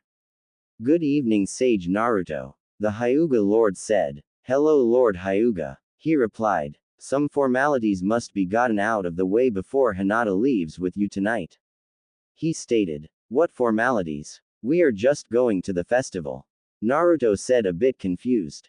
"I have to know what your intentions are with my daughter before she leaves," he stated as he raised an eyebrow at him curiously. Well, I was going to take her to Iruka-sensei's class's story cafe. I'm supposed to help with it. After that I don't know. I guess we will walk around the festival, take in the sights and watch the fireworks. I haven't really thought about it much.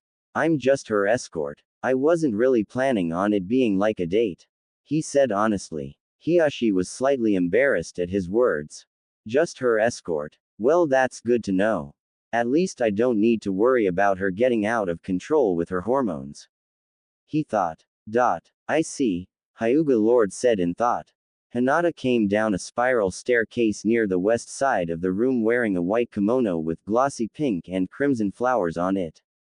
"Hello, Naruto-kun," she said shyly. "Hello, Hinata-chan," Naruto replied. "Are you ready to go?" "Yes," Hinata said shyly as she walked over to him. Naruto got up and headed over to the entrance to meet her. "I'll see you later, Lord Hyuga," Naruto said as they both left. "Have fun, you two," he said as they left. They were walking down the main square of the town where there were booths set up in front of all the shops. "Well, we have some time before Iruka's class opens their cafe. Do you want to walk around some?" he said while smiling. Only if you want to," Hinata said shyly. "Hey, how about we try that game?" Naruto said while walking over to it and Hinata followed. They spent 40 minutes going around looking at all the attractions and playing a few of the games. There was every kind of weird food they could imagine, from pickles, crow's feet to goat heart pie. Naruto had one Hinata a stuffed bear that was dressed up like a leaf ninja from one of the attractions. "I hope we can find the Iruka-sensei class's cafe. I'm supposed to be there in about 15 minutes. Naruto said. Naruto, didn't they tell you the name of the place where they were making the cafe tonight? The festival is fairly big. I don't think we are going to make it if we don't get some directions," Hinata said, a bit worried. "Hey, there's Choji and Shikamaru with Kurenai. Let's go ask them," he said, grabbing Hinata's hand and walking over to them. "Hey, Shikamaru and Choji," he said while waving to get their attention. They looked at Naruto, then at Hinata, then they looked at their hands before Shikamaru said, "You two are hitting it off well," he stated. Naruto got a confused look, then looked down at his hand. Oops, I didn't mean it like that. It's just that there are so many people here that I need to keep a hold of her so she doesn't get swept off. Lord Hyuga would get mad if I lost her," he said with a short laugh, but didn't remove his hand, much to Hinata's blushing relief. "Oh, Kami, we are holding hands. I never thought this would happen," she thought excitedly. "Do any of you know where Iruka-sensei's class's story cafe is?" Naruto asked. They all sweet dropped. Naruto, we are in line for it. He said, pointing at a sign that said, Line for the Great Sage Naruto Story Cafe by Academy Class 3A Teacher Iruka Sensei. Stories told by the Great Sage himself. You do know what a story cafe is all about, right, Naruto? Choji asked while eyeing him critically. It's like a normal cafe with a storyteller. He asked. Not quite. You're expected to tell stories about your past and the costumers aren't allowed to talk. They are shown menus and they point at what they want on them. You're the entertainment, Shikamaru said. Oh, that doesn't sound too hard, but where is the place? Naruto asked. What a pain, he said while scratching the back of his head. Naruto, follow this line around the corner and up 4 blocks where it ends. I hope you do well. The Hokage will probably come see it too. It's at the Shiken Theater House, Shikamaru said. Naruto raced to the theater house with Hinata in tow. Naruto, you're cutting it close. We open in 8 minutes. I hope you've thought of an act for this. We weren't expecting to get more customers than the main stage act, Iruka Sensei said while ushering them inside. Don't worry, Iruka Sensei, I'll just wing it, he said with a smile as he and Hinata walked into the theater. Inside the mid-sized theater were 30 round tables with white tablecloths. Each had 4 chairs around. At the back of the theater was a 60 feet across stage with dark purple curtains that was currently open. Okay, I'll go get up on stage and see what props I've got to work with. Hinata-chan, can you see what the other need help with? He asked. Okay, Naruto-kun. She stated, a bit disappointed that they wouldn't be working together. Naruto went to the stage and dug through the props chest and grabbed some painted wooden ninja weapons. Hinata headed to the makeshift kitchen that was off to the left of the stage in a 12 feet by 12 feet black square tent in order to hide it from view. Hinata went up to the entrance of the tent where students were coming and going from. She found a 13-year-old boy with brown hair holding a scroll. He was telling other students what to do. Excuse me. I'm here with Naruto. Is there anything I can help with? She said, reserved manner. The boy looks over the top of his scroll and went wide-eyed. The boy dropped the scroll from his hands and stared at the beautiful woman in front of him. I think we found our drink server, he said, slightly dumbfounded while leaning over to a nearby girl. Hinata quickly learned her role as a drink server and got set up for opening. Naruto was on stage with several clones acting out a battle. Okay, it's time to open up. Close the curtains to the stage, Iruka Sensei said. Everyone get ready to take orders and serve the food. They opened up and within a few minutes they were full. The orders were taken and soon the curtain opened. One Naruto and a bunch of his clones were on stage. Most of them were hanged to look like other people. There was one Naruto, Jiraiya, Tsunade, Kabuto and Orochimaru. Good evening everyone. The story for tonight will be Naruto and the Battle of the Three Sannin. I was only 13 when this happened. I hope you all enjoy it, he said with a bow.